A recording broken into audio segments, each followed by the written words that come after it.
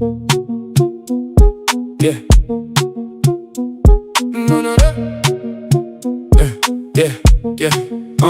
Breaking news from the Lego Middle East Bureau tonight. We're breaking down the policy, examining every side. Donald Trump had a strategy called it maximum pressure. Let me walk you through the doctrine, every document and measure. This is geopolitical analysis in plastic brick form. How one administration changed the regional norm. Multiple perspectives, facts laid on the table. Lego minifigs, recreating events while we're able. May 8th, 2018, Trump pulled from the nuclear deal. Called the JCPOA the worst agreement ever sealed. Joint Comprehensive Plan of Action got the axe. Said the sunset clauses meant Tehran could just relax and eventually build weapons when restrictions expired. Said the oversight mechanisms weren't what he desired. European allies disagreed, said monitoring was working. IAEA report show compliance, that's not shirking. Trump wanted a new deal, broader terms on the table. Ballistic missiles, regional proxies on the label. Not just nuclear centrifuge spinning in the TANs. Wanted everything covered in the compliance dance. Iran refused renegotiation of existing terms. Supreme Leader Khamenei said the deal must stay firm. This is where the strategy truly began to form. Maximum pressure campaign became the norm. Maximum pressure, that's the policy name. Sanctions on the oil, sanctions on the banks, economic strain. Isolate the regime, cut off all the cash. Force them to the table to watch the system crash. Maximum pressure, squeeze until they bend. No negotiations till the hostile actions end. That's the Trump approach in Lego brick detail. Now let's see how the strategy played out in this Treasury Department working overtime on sanction lists. Every sector targeted, tightening both fists. The oil exports were the primary revenue stream. Trump ended waivers, made the restrictions extreme. Secondary sanctions meant if countries bought the crude, they face American penalties. Economic feud, Iran's currency collapsed, the rial lost 70%. Inflation hit the population, economic discontent. Banking sanctions meant transactions couldn't clear, so system access for major banks disappeared. Humanitarian goods were technically exempt by law, but the banking blocks made medicine purchases harder to draw. The strategy assumed that economic pain would force Iranian leadership to alter course.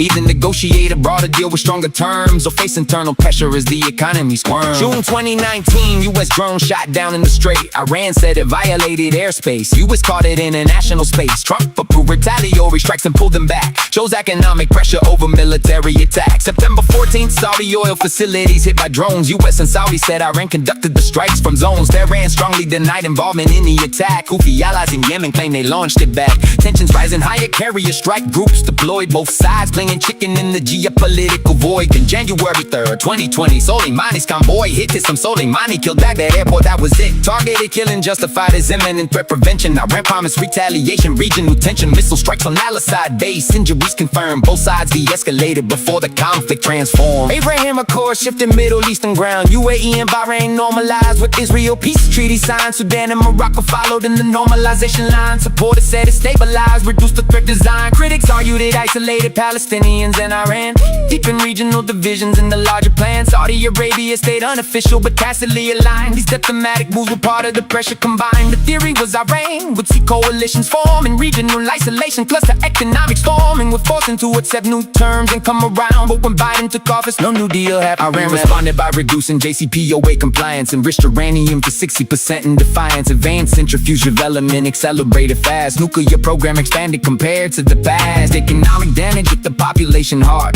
GDP contracted, sanctions left them scarred. But the regime maintained power, didn't collapse. No new negotiations despite the economic lapse. So that's the strategy. 700 words precise.